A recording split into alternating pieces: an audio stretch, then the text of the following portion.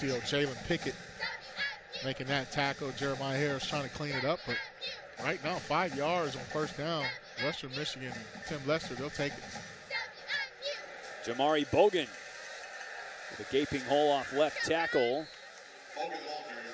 He picks up 3, and it brings up 3rd down and 2. Hard tackle again on the play, this time by the cornerback, Ross Williams. Yeah, that's their bread and butter, is that outside zone. And the wider you get defensively, someone's going to get out of their run lane and their gap and lose gap integrity. And then Bogan will make you pay because he's a north-south runner.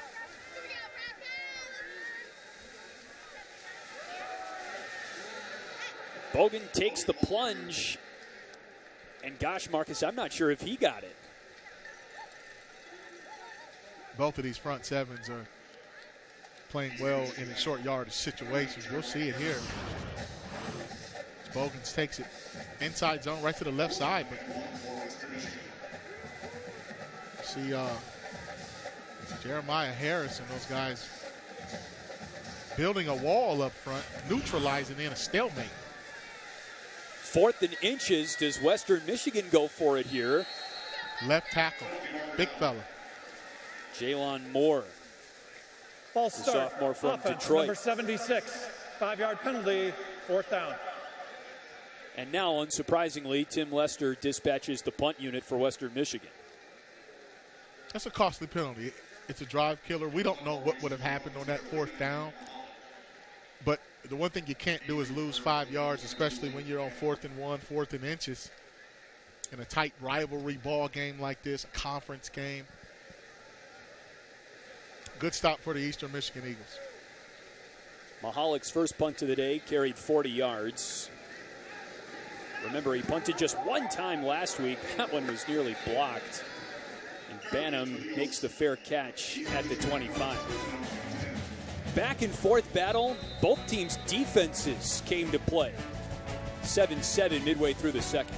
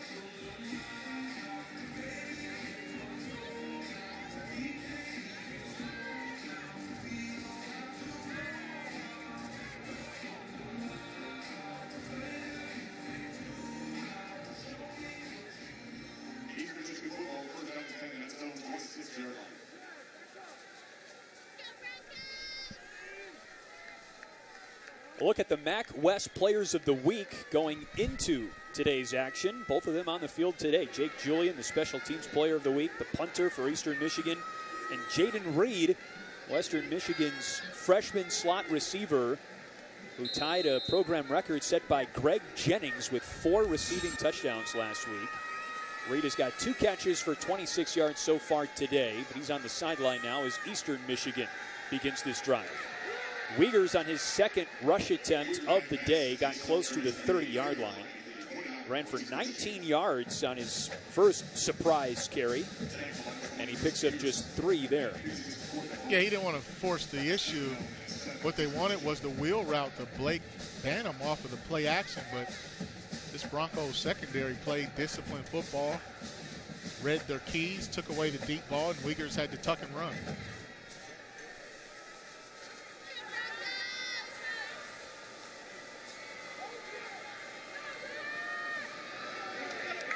That is Breck Turner, and he's bottled up at the 30-yard line, maybe a gain of a yard.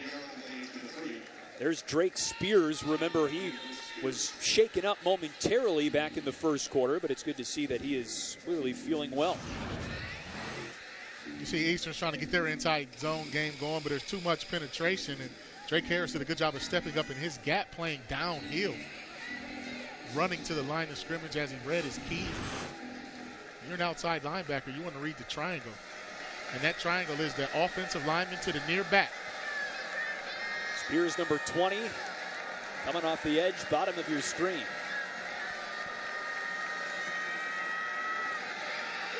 Wiegers got stripped in the throwing motion. That could be a fumble.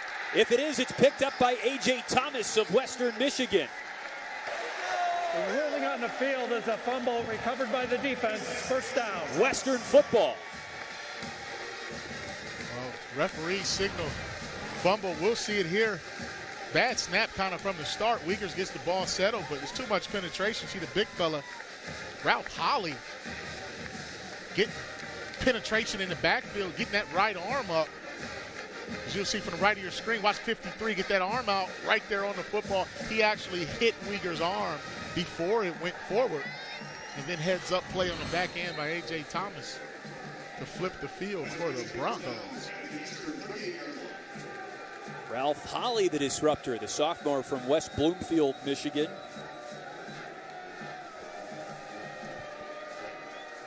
That's a good defensive line twist and stunt up front. Good call defensively, and it seemed to pay off. Keep your eyes on Reed in the slot. A lot of times, Chris, when you see a turnover and a sudden change, expect the offense to take a shot. Flag comes in, and Bellamy is slammed to the turf by Clay Holford, which could be, and it is, good for a second flag. Yeah, that was an excessive force delivered by old Holford at the end of that run. And in today's game, with all of the attention drawn to illegal hits, that's just as automatic of a flag as it gets now. Yeah, and it'll be interesting to see what the officials called, as you and I spoke to our replay officials, and we talked about what is targeting, what isn't, and when are they going to review things. And one of the things they mentioned was excessive force on a defenseless player. You see right here at the end of the run, you see 91. Right here, the play's over, forward progress stopped, and then we get a little WWE action. There are 2 fouls on the play. Personal foul, illegal block below the waist, offense. After the play, dead ball, personal foul, defense, number 81, unnecessary roughness. Both penalties will be enforced, 15 yards, but it'll be an automatic first down. So because they are personal foul penalties, they are both enforced as opposed to offsetting fouls. So we get the illegal chop block, but watch this angle here. You see him, Holford, with the over-the-top suplex kind of tackle, and that's just a no-no in college football, and it was excessive. It's a great call by the officials. It's a great effort play for the redshirt junior out of Carrollton, Texas, but it's no place for the wrestling moves, especially after the play today. After the penalties, it's a 1st and 9 for Western Michigan, as Bellamy is cut down by Ike Calderon, the fifth-year senior, after a minimal gain. Yeah, he plays that rover position. Eastern runs a 4-2-5, and Essentially, that's just a nickel package where you have 3 safeties on the field, if you will, so you can play balance against these spread offenses. And they have a dog, and that's who Brody Hoying is. So they kind of rock and roll their coverage and alternate who comes down. That time, Calhoun was in the box and made a nice play. Whistle comes in.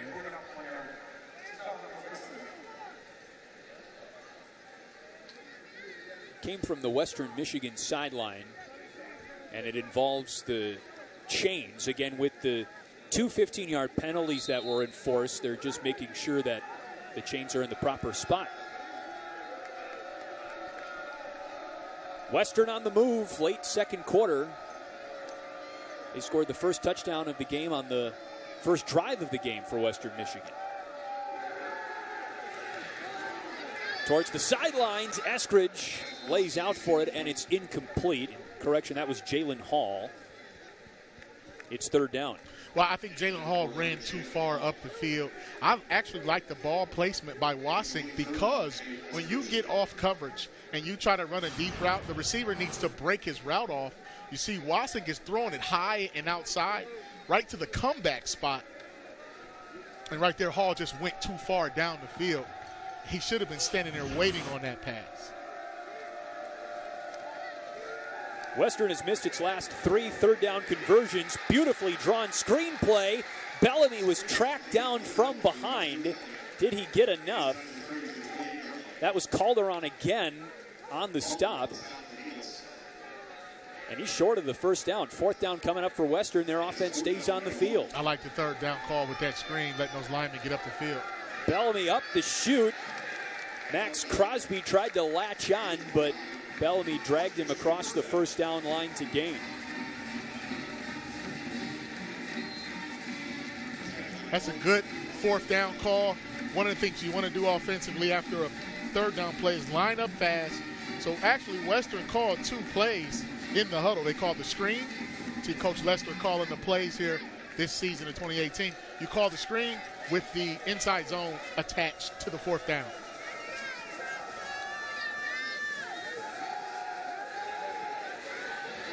Going for the end zone.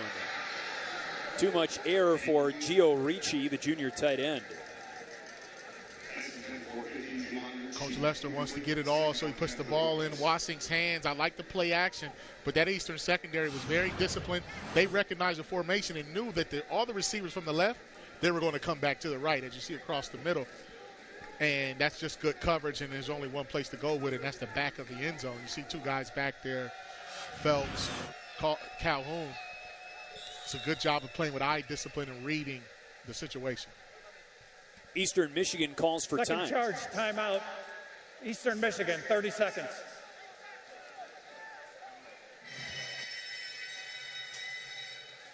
I'll tell you what, Marcus, an impressive start to this game for Eastern Michigan's defense. Western again comes in as one of the top scoring offenses in the MAC, 37.4 points per game, and Eastern has held them to 7 points so far.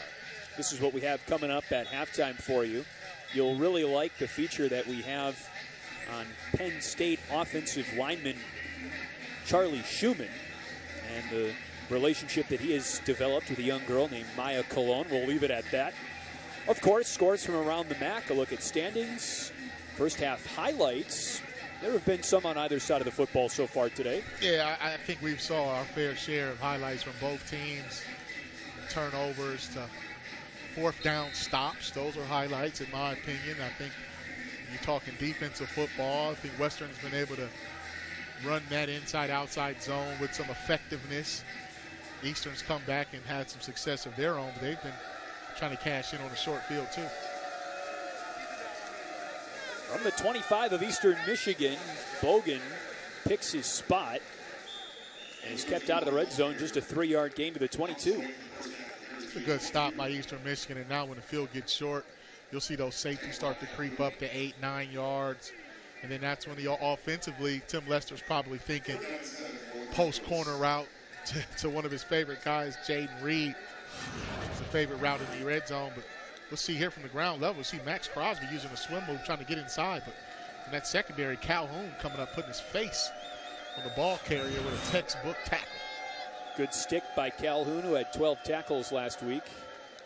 Here's a third down for Western. Bellamy breaks through a Max Crosby arm tackle, and it's brought down again by Calhoun, shy of the sticks. I've been impressed with tackling really on both sides. I mean, you haven't seen a ton of missed tackles.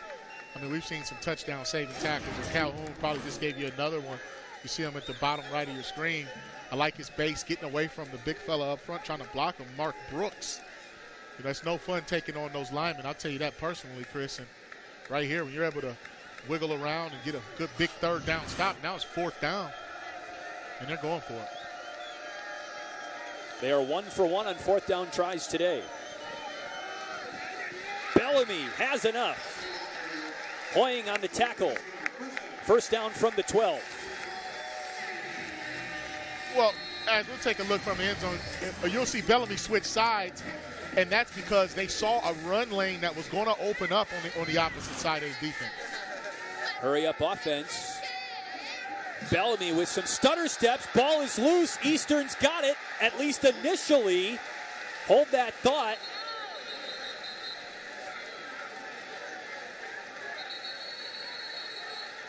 They're still fighting for it. In comes a flag. A player has lost his helmet.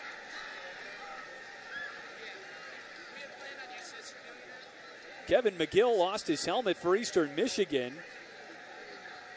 You see Western Michigan offensive lineman Luke Jariga prominently displaying the football. The officials have not even indicated yet whose ball it is. That's what you call good football. I mean, from start to finish, besides the poor ball security at the point of attack. I thought the line did a great job opening holes on the opposite side when nothing was there. The ruling on the field is a fumble recovered by the offense, second down. After the play, unsportsmanlike conduct, offense, number 7. Unsportsmanlike conduct, defense, number 4. Those penalties offset. Those are the first unsportsmanlike for number 7 and number 4, second down. I tell you what, is this a rivalry game or what? It is. I mean, it's a backyard brawl. It's a street fight. As you'll see, Bogan gets the ball, and, I mean, Bellamy makes something happen, and he gets rocked. The ball comes out. Williams misses an opportunity to recover that football, and then things get a little chippy. Right here you see Eskridge getting in there. Eskridge and McGill going after each other. Good call by the officials, keeping the game under control. Missed opportunity by the Eagles. Harris is the slot receiver. Wasink on the keeper. Not enough.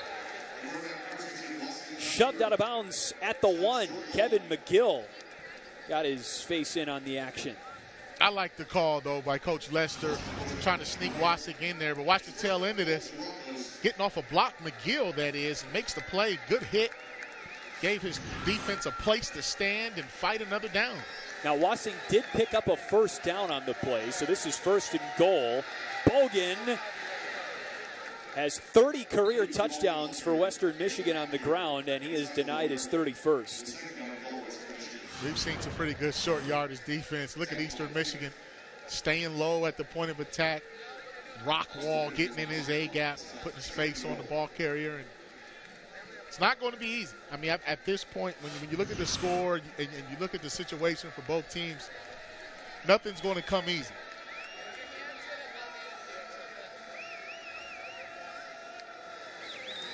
Bogan, second try, gets him through. Touchdown, Western Michigan.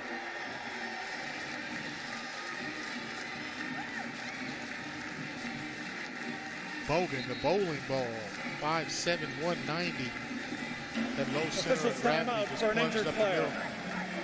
We got an Eastern Michigan player down. Looked like one of their linebackers. We'll tell you which one here in a second. But let's just watch and see. See, Western checks at the line of scrimmage, and looks like that might be Rockwall. We'll get that field view of it. It's a good field. Bogan hammered Rockwall right on the shoulder there, Marcus. I think you're right. Yeah. I think that's who's shaken up right now. And he came from a tough angle, too, to try to make that tackle. I mean, you're talking Bogan is a little stick of dynamite, little bowling ball. I'm not buying the 190 on the, I'm not even. on the roster. I don't know there. about that one night. That might have been last summer. Or senior year of high school, not senior year of college. You see, because the collision, and you'll see Rockwall coming with that left shoulder right there. And with his left shoulder, caught a little bit of the side of the helmet. It's just a weird contact play. And Bogan was in full steam ahead, leaning forward. That's a tough tackle. And this would be a huge blow for the Eagles defense, but they get the ball back at 119 going into the half, so Rockwall should get a chance to get examined. And just got shooken up a little bit. One of our impact guys, tough guy, great player. He's usually the guy on the other end of the impact. I'll tell you what, man, we don't know what that injury is, but, when you think about that shoulder and sometimes that contact, you may get a stinger, and it'll sit you down for a couple of plays. I never had one, but I used to give them out. You know what I mean, Chris? So from what you've heard, the feedback is That's that they right. heard. Yeah. Petty for the point after try. He knocks it home. 14-7 Western Michigan. They bookend this first half with a couple of touchdown drives, but still some change left on the clock for Eastern Michigan to respond to Jamari Bogan's 1-yard touchdown run.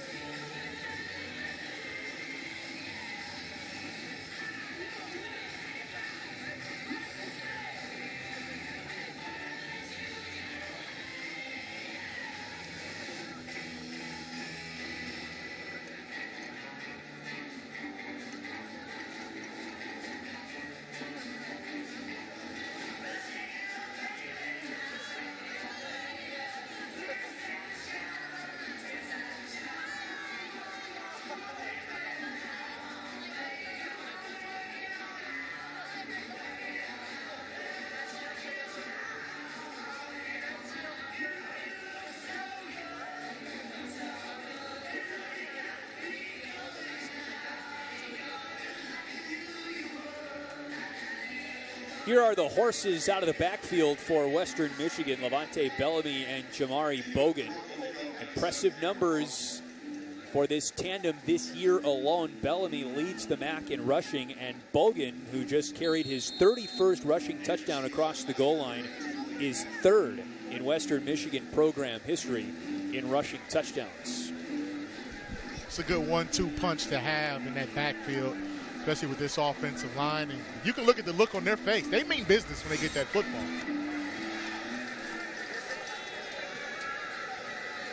Fair catch inside the 5 by Blake Banham. Eastern gets it at the 25. Now, you would think, line. By rule, the even ball though will be Eastern put at has the one 25. timeout, First down. if they try and score here, the 2-minute offense would be in effect. And this is actually looking back to last week when Eastern's offense looked at its best when they were running the hurry up. Well, that's one of the things that Coach Creighton understands about his guys is when it's desperation time and they need to go, they go. And they have big play ability. Aaron King, the offensive coordinator, you know, he wants to end every possession with a kick like most coordinators do. But when they get in this situation, they actually are a dangerous offense. They keep it on the ground to Shaq Van. He waited for the first wave of traffic to pass by, but is brought down really at the line of scrimmage. Well, right there, Eastern Michigan just trying to see if they can catch Western off balance in a prevent defense to try to get some yards.